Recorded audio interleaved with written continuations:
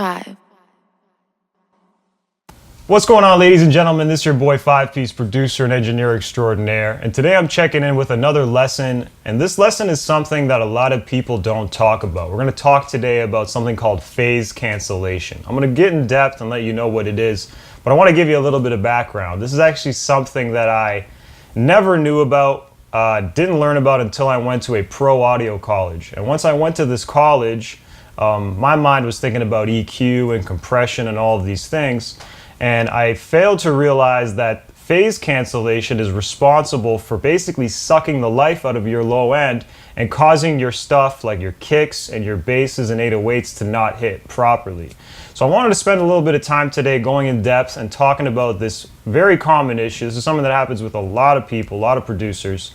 And I want to talk about what it is and how to ultimately solve this problem, or more so avoid it for you in the future. Let's jump into Pro Tools and I'll get a little bit deeper here with it.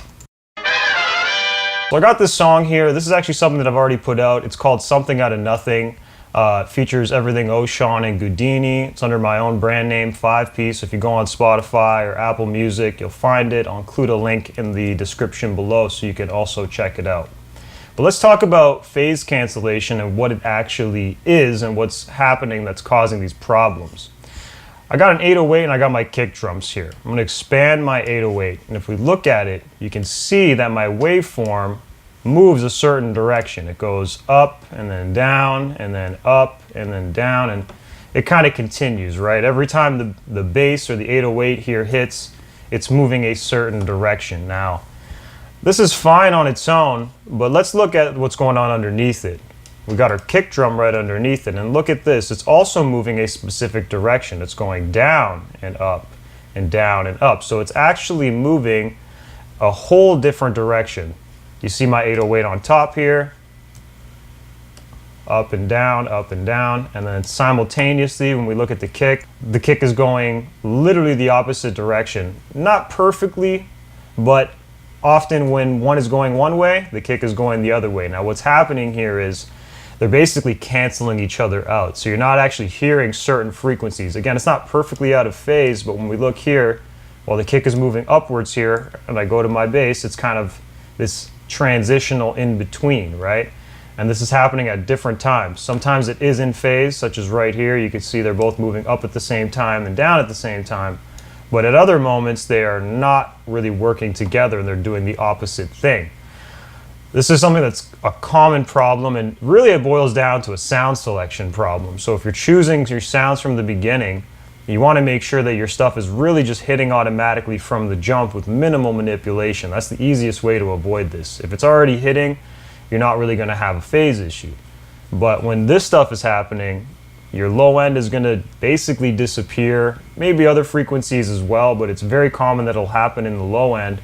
And then you're going to suffer the consequences by having essentially a flat kick or a flat 808, or just basically no impact from your sounds at all. Now, just to really exemplify this, I've created another 808 track. I'm going to make it active for a second. And I'm just going to solo these 808s. Okay, so I have two 808s. It's the same 808. I just rendered one to be out of phase with the other. So if we look at it here, you can see one is going down, up, and then the other one, the original one, is going up, down, up, down. So they're moving in literally the opposite directions. Now, I have them both soloed at the same time. So watch this. I'm going to play this, and you tell me what you hear, and I'll tell you what I hear after. This is somewhat of a trick question. So check this out. Both 808s soloed, both of them out of phase.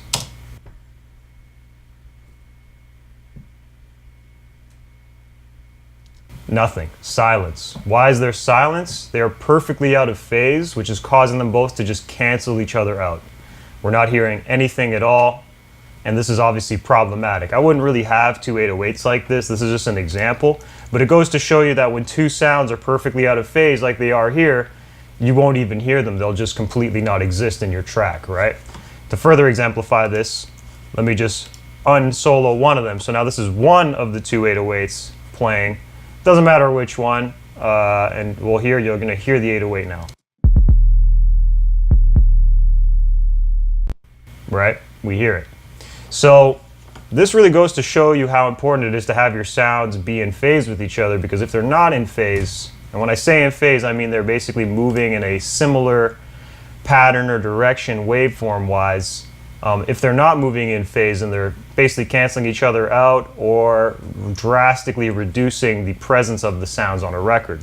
So I'm going to fold this up, get rid of this duplicate that's out of phase for a second, and we'll just focus back on the kick and the 808.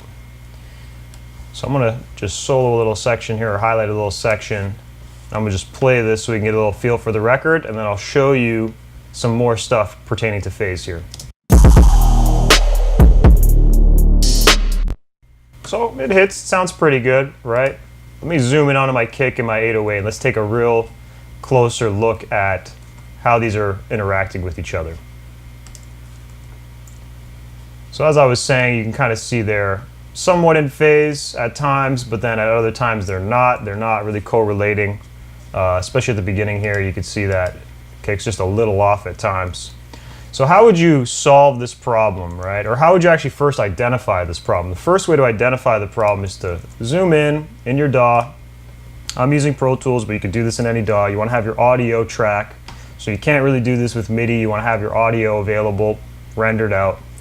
And you're going to look at it, and you're going to look first visually and just identify, are these two actually moving in phase with each other? Are they moving the same direction at the same time? It'll never be 100% perfect. But are they close enough where it doesn't seem like it's going to be a problem? If it seems like they're fine, then you're probably fine. But if you're not sure, we can kind of take this up another level, okay? So first things first, we're going to visually look and just see, is everything coordinated? Are they both going up, down at the same time? Or is each waveform sort of moving in their own unique direction? If we can visually identify that they are moving in different directions, then we probably need to address it. More commonly, you may not even be aware, or you may not even have a good idea if they are moving in the opposite direction. So you may just want to try something to see if they're out of phase. And that's what I recommend to people who aren't totally familiar with this. We would just make one quick maneuver, and right away you'll be able to listen and tell, right? And that's obviously the other way to tell if you have a problem here. You listen. If you notice that you have a kick that hits on its own and an 808 that hits on its own, when you combine them together, and 50 hertz disappears, so all your low end disappears, you know that you probably have a phase issue, right? So first of all, visually looking to see if there's a problem, which is going to be them not really syncing up and moving the same direction at the same time or similar timing. Second step is to make sure that they sound good. So if you hear a problem sonically, you want to address that.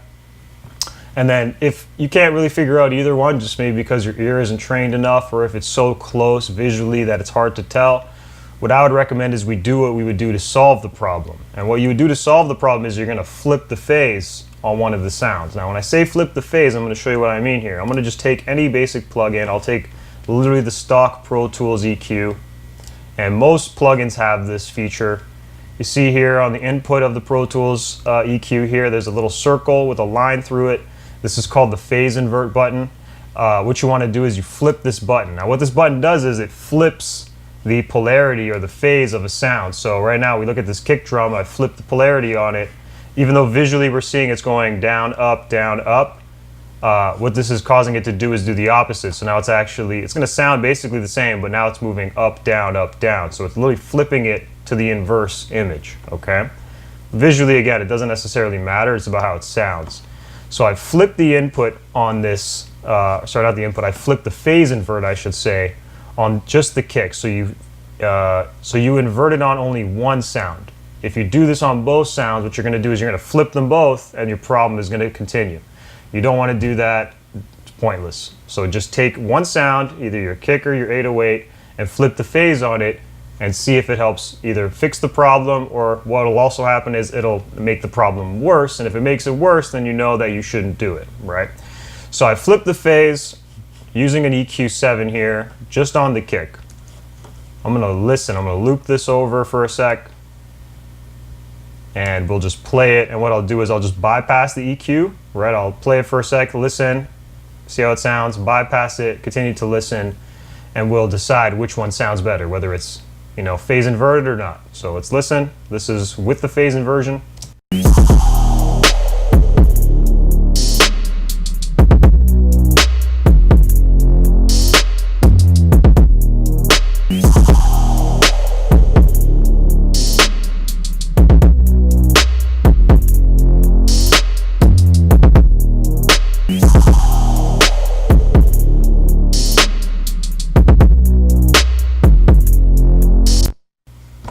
No question. Like when I have the phase inverted, the kick is just a lot more present and punchy. When I don't have it inverted, or when I bypass the EQ plugin, you can see that the kick just kind of feels a little bit more hollow. Not so clear, not so defined, and it's probably because these, two waveforms are rubbing and they're out of phase with each other. So fixing the phase here, or flipping the phase, I should say, inverting the phase, really helped correct this issue that we were having, And how did I know that we had this issue? Once again, I visually looked, and I could tell that there's just a difference in the way that they're moving in relation to each other, the kick and the 808. And that was my first indication. Second indication is also how it sounds. So, if it sounds like things are hollow or just not as clear or defined as they could be, or if it feels like a certain frequency range is missing, usually the low subs, like 50 hertz and below, I could tell there's a problem. And then the way that I addressed this problem is I jumped in and I used you could use any plugin. I'm using an EQ7, but trim plugins, utility plugins, a lot of FabFilter stuff has this functionality built in. You just flip the phase button, and when you flip the phase, it'll invert it 180 degrees, basically making it the opposite maneuver. So if it was going up, down, now it's going to be going down, up, which would put it more in phase with the actual 808 sound in question. And then everything should gel from there. Now this is one solution that you can use. There's a few other ones which I'm not going to get into today because they're a little bit more intricate, but this is the most common and often the first step that you should take to fixing this issue that you may have with your sounds. And once again, this is something that greatly affects the low end. Again, most people choose two sounds that really aren't in phase with each other and don't work. They might work individually on their own, but the second you put them together, you're missing your low end, things aren't hitting the way that they should be hitting, and you're just creating problems and not having your stuff hit the way that it should. So that concludes this lesson. I hope you guys got some value out of it. If you did, please like, subscribe, share it with your friends, your producer friends, audio engineer friends, anybody you think that could benefit from this information. And I'll see you again soon. Peace, guys. 5.